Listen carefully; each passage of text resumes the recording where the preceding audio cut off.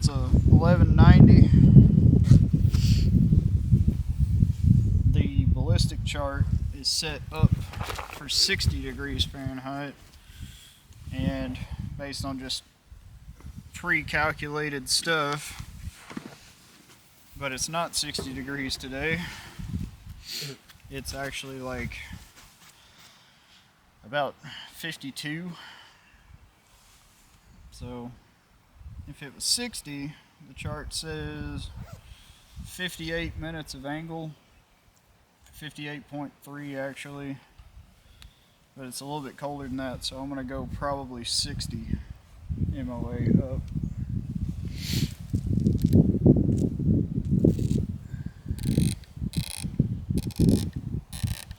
Go back to 0. So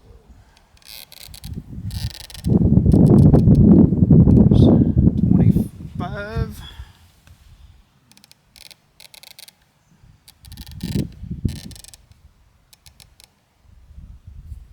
It's 50.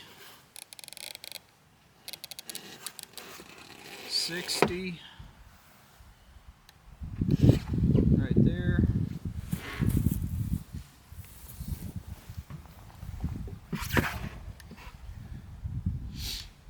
I'm gonna do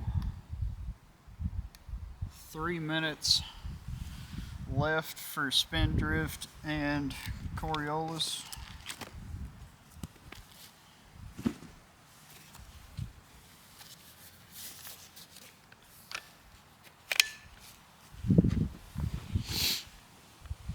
You ready?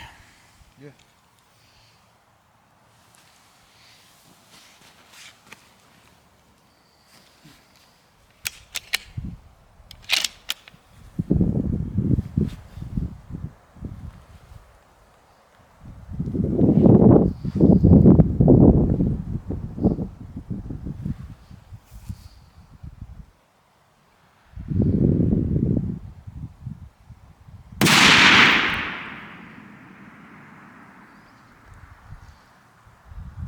So I hit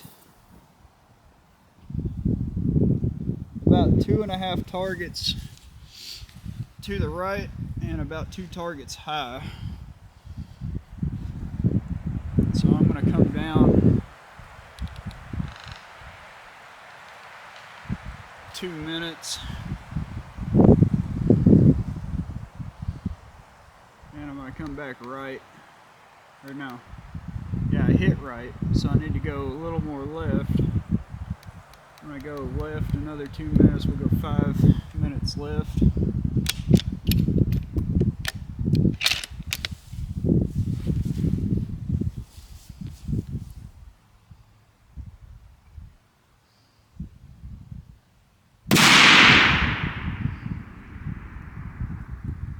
Dude, you barely missed it. Alright, need to come back up 1 minute. Need to go another 1.5 minutes left.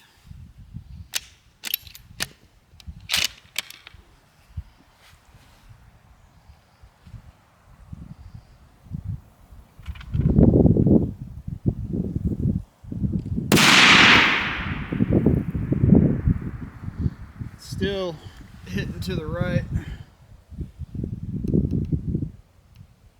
Go ahead and add another minute to it, so I'm at 7.5 minutes left.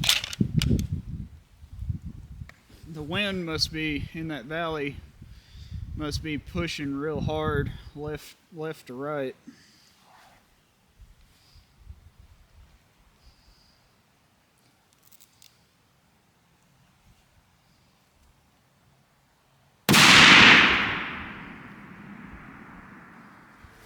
Just off to the right side. Missed it by like maybe 3-4 inches. A hair. At this point, I'm close enough that I need to quit chasing the wind, because the error could just be in the group size at this point.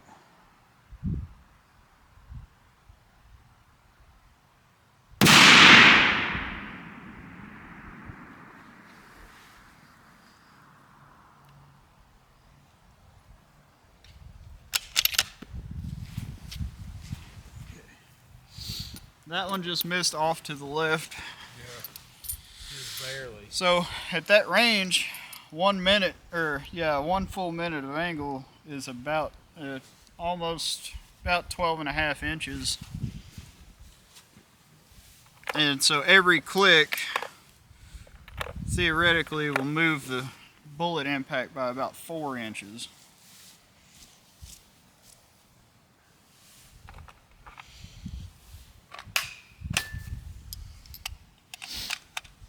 Hopefully I can get actually on the target without running out of ammo.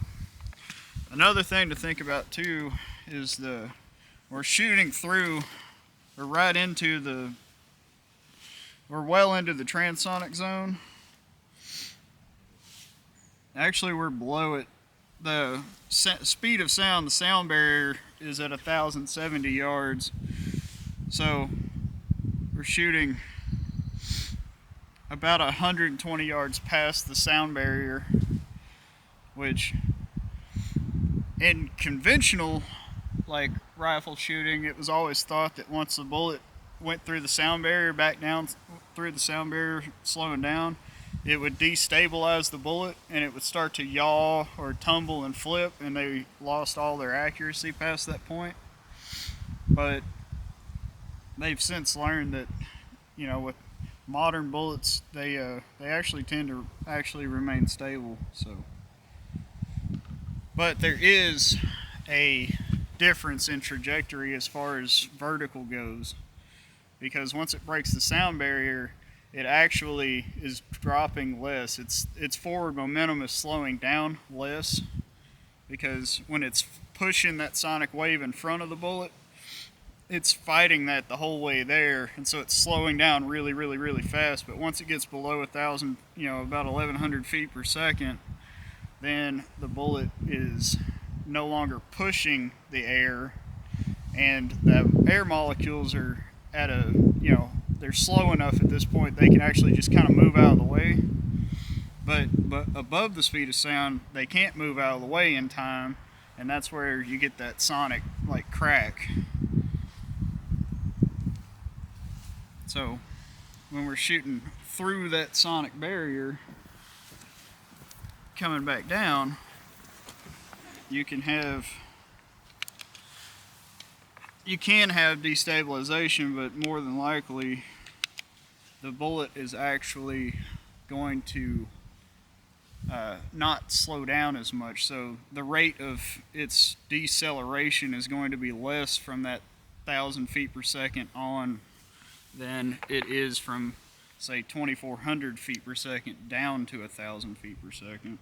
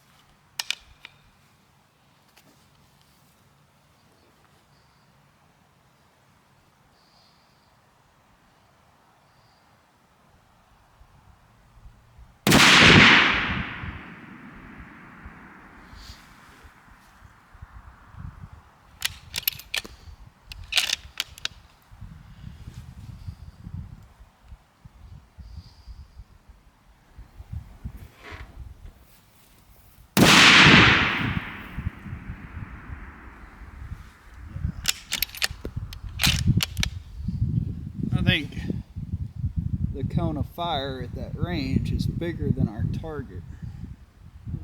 So it's going to be a matter of like statistics whether or not I actually hit it.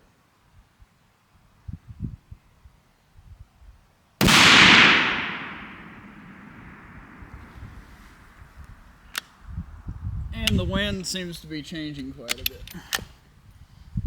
Now it's shooting back left a little too much. or back right a little too much.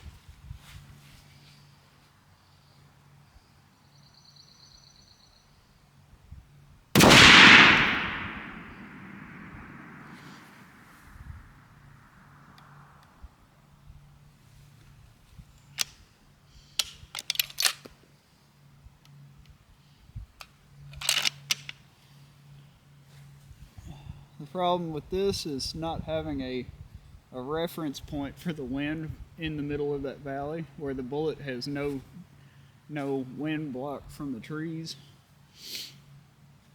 Yeah. So that wind where the bullet is actually flying above through the valley, it may be 20 miles an hour, but there's no way to see it or read it. Especially with the overcast, if the sun was out, we could actually, there's a way to focus either the scope or that spotting scope, and you can focus it like halfway to the target and then kind of aim the scope at the target. Even though the target's going to be blurred out, you'll be able to see the mirage, the heat waves in the air. But depending on how far they're bending and which direction they're bending will kind of tell you how fast the wind is going. But we don't have any like direct sunlight right now, so there's no mirage.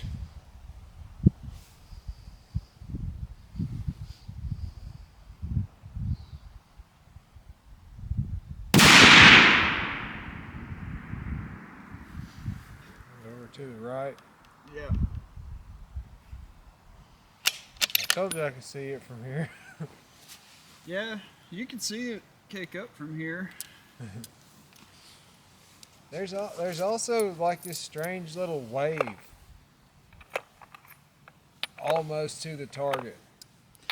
Yeah, so that is what they call the bullet trace, which is basically that sonic dispersion of the atmosphere as the bullet's passing through it. And it's not really like a vapor trail or anything because there's no vapor there. I mean, the bullet is getting hot, but it's not hot enough to like cause the water in the atmosphere to vaporize. Yeah. So you're just seeing that that sonic wave, which distorts visually, like it distorts the light and stuff, and you can just kind of see that distortion.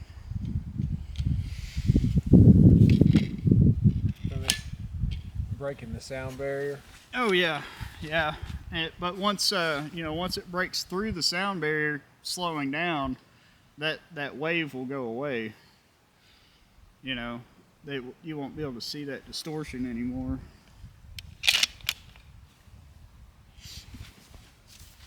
So somewhere around 200 yards, or around 100, somewhere between 100 and 200 yards before you get to the target is where that sound or that sonic distortion wave kind of goes away.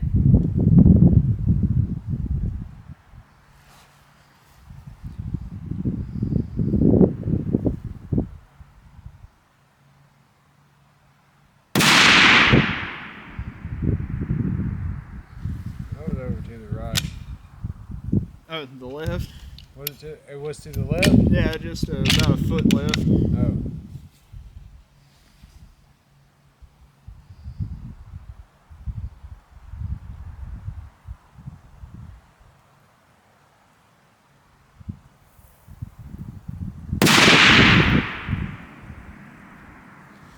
That one was way low and left.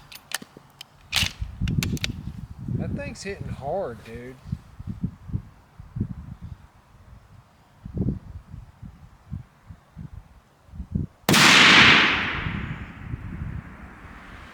Golly, was that right under it? Yeah, right in front of it, right low.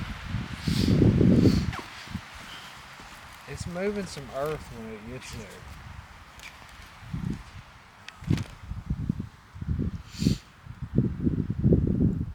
Should have it right at about 490 foot-pounds of energy at that range. So, like like a 45 auto at point blank. Yeah. Which, for a 308, I mean, 1,200, 1,200 yards it's a long ways. Especially one with that, these bullets are only, the muzzle velocity is only 2,400.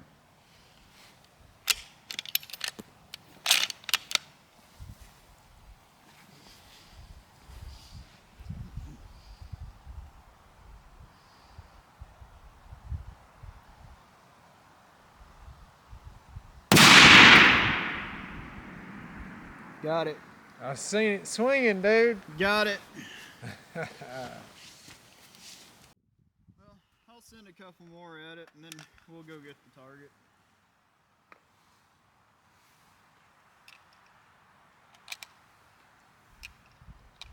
See if I can hit it again. I actually don't mind shooting all of these up because I'm changing to a 208 grain and I'm gonna have to redo my load development and stuff. But if I can get the 208 grain to go the same speed, it's got a higher ballistic coefficient, so maybe it will be able to reach further out. And that's one of the things too about ballistic coefficient is that like the companies that make these bullets, they advertise their ballistic coefficient where it's like at its highest point. So they're advertising a ballistic coefficient for like say this bullet, this 200 grain ELD X. They're advertising it, but they're testing, when they advertise that ballistic coefficient, they're testing it at probably 2,800, around 2,800 feet per second. So something like a 300 Win Mag. So when you're slowing it down though, because like as the bullet slows down, that coefficient changes constantly. It's a constant variable deal. So as it slows down, it's changing and it's not as high. So these are advertised at a .301 G7 BC. So G7 is a drag function for a G7 projectile, G7 model projectile, where like a G1 is a flat base bullet.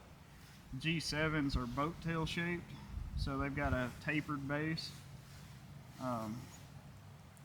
And where I found that this is actually accurate, like truing my ballistic coefficient because I'm not shooting them 2,800 feet per second, is that my actual true ballistic coefficient for these bullets in this gun at 2,400 is about 0.27. So it's significantly less than what they're advertised at. If I use the .301 and like that they're advertised at and tried to shoot that target based on it being at 1,100 yards, I would have probably hit about 40 yards below the target. Like down the hill, it would have hit, as far as vertical goes, it would have probably hit about 20 feet low. Because it's not actually going, it doesn't actually have that high of a ballistic coefficient because it's not going that fast. So, for like people getting into long range shooting, they need to know that kind of stuff. It's like, it's an advertised, number, it's good just to start. But once you get your rifle zeroed, and then you build up a chart or something to take it out, and your chart says one value to get the bullet to a certain distance at a certain temperature, and then you actually, when you go to shoot it, and it takes a totally different value to actually get the bullet there, you can go back into the ballistic charts and calculators and adjust the BC until you get the chart to match what you actually had to dial to on the scope. And then that chart's going to be far more accurate at every range, between you and the target, and even further if you're going to shoot further. It's going to give you a much more accurate, correction for however far you're shooting. So you don't ever want to take the BC of a bullet by its face value, just like these 185 grain ones. The G7 BC on this is 0.283, and when I've trued them on a chart, they're closer to about 0.7 as well out of this gun, because they're not going at this advertised muzzle velocity. See, these are supposed to be going 2,600 feet per second, but that's out of a test barrel that's, you know, at least 20 inches, maybe 22 inches long, and we're shooting it out of a 16-inch barrel. So my velocity I'm getting is about 2,500, about 100 feet per second less, which changes the ballistic coefficient. So you can't really just go off of what the box says. You'll miss your target if you do that. You know, almost 100% of the time. Sounds like it. Unless you're inside 100 yards. Oh, well, yeah, I mean, if you're like, I would say inside 300 yards, it's probably totally fine, and you may even get away with it out to like 500 yards, but once you start really getting like, you know, 700, 800, 900 yards, where like time becomes a factor, like the amount of time the bullet stays in the air, starts getting, you know, a second and a half, 2 seconds. Like here, we're shooting, you know, probably 2.5 seconds to the target. Then, you know, then it's a real big factor, and you can pretty much throw the box numbers out the window. They're not going to do you any good. You gotta basically build a custom drag model, you know, based off of observed information. Like that's the whole concept of having a dope book, is data on previous engagement. So you just keep a record of what it actually took to get to the target. So like right now, I am at 58.5 minutes of angle vertical wise, and I've dialed 9 3/4 minutes left because the wind is pushing so hard to the right.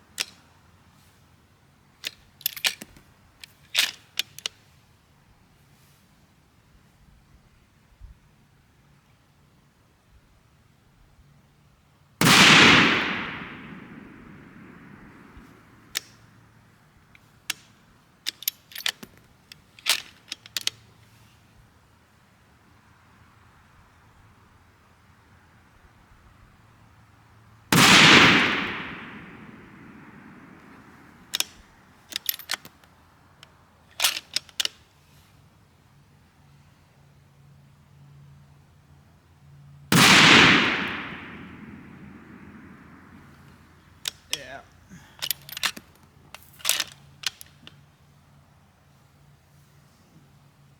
Getting some vertical dispersion every once in a while. You get a round that hits about 4 or 5 feet low. But I really want to try some different powder. This just is the only powder I've been able to get that I can use in a 308.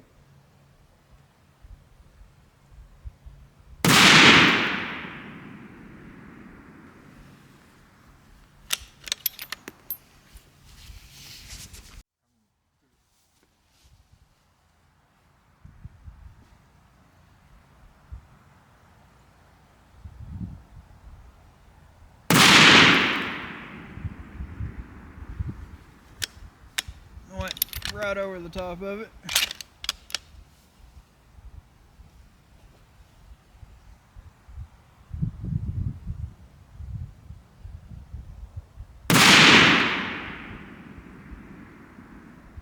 I hit the little one. The little one, dude. Dude, I hit that 4-inch target. That's a 4-inch target at 1,200 yards. Let's see it.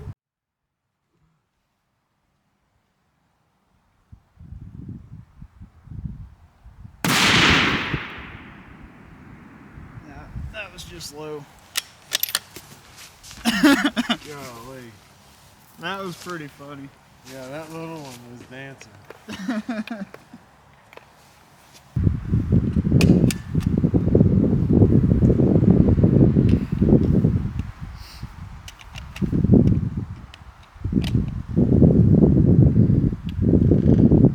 If there was no wind and I had enough rounds, I think with that 6.5 I could probably hit that target more than once, that 4-inch one. Yeah, on a good still day. Yeah, that PRC, I think it would have not. You know, see, like you were saying earlier, like right now, I think I can actually see that target from here. Yeah, I can see it. Yeah. That's pretty cool.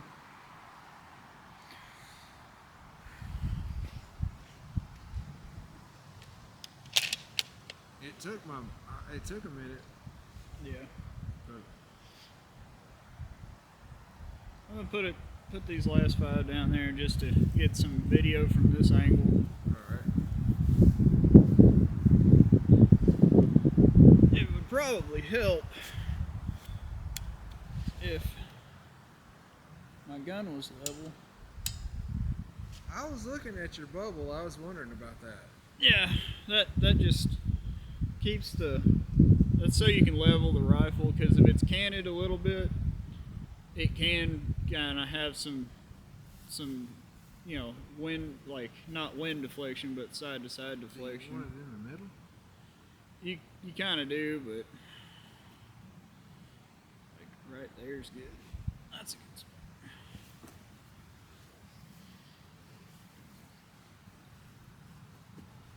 Now I gotta find the target again.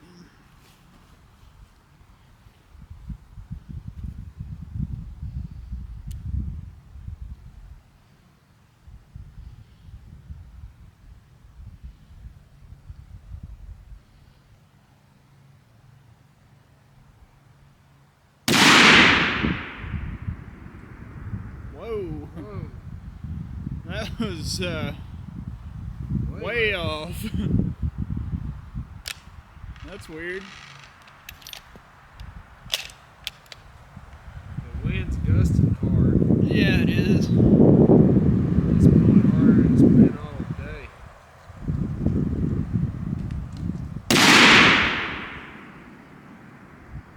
Yeah, so now we're going way left. So it's literally changed directions. I'm gonna come back 5 minutes.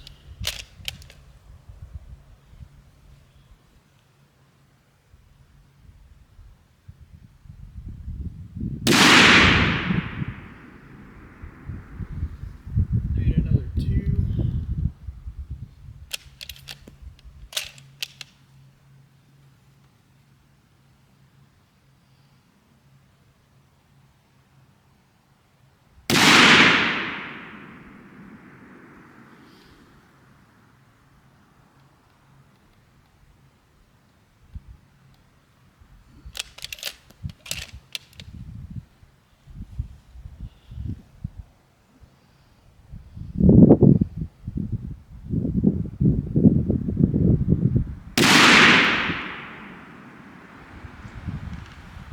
Dang. He was right on it.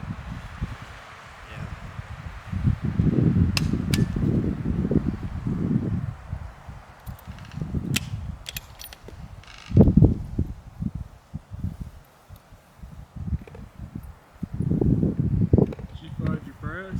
Yeah, I got it. So the wind now, I've only got 3 minutes of on there for wind instead of 10. You did adjust it. Yeah. Wonder how many of those you shoot through. Well, there's no time. That's the thing, is like, since you know the sun is starting to kind of try to come through the clouds, as air heats up in the middle of the valley, it's gonna rise out of both sides of it. So we're going to have wind coming towards us up this hill, and then wind going towards the target up that hill. So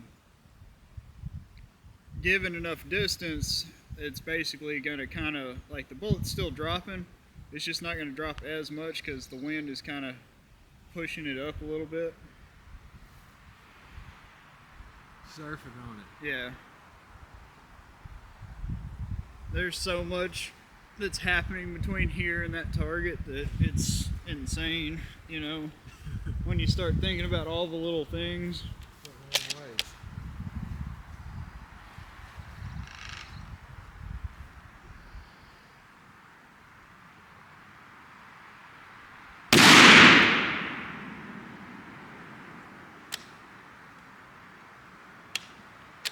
That would have been a dead deer.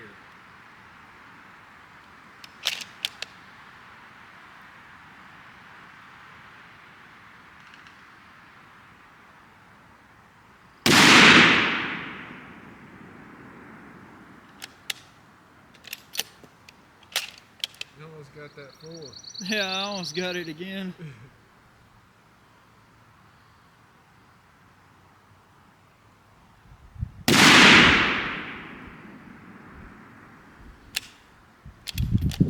Dude, I'm on it. I'm just not hitting it.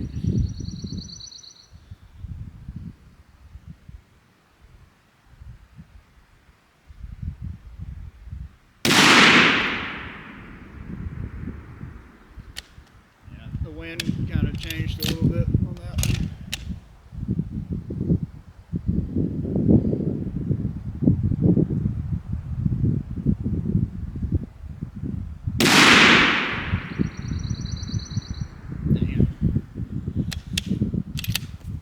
Well, I'm out of rounds. I mean, I've got those 185 grain ones, and they would definitely get there. I just don't want to mess with having to figure out how to make them get there. Sure? Yeah.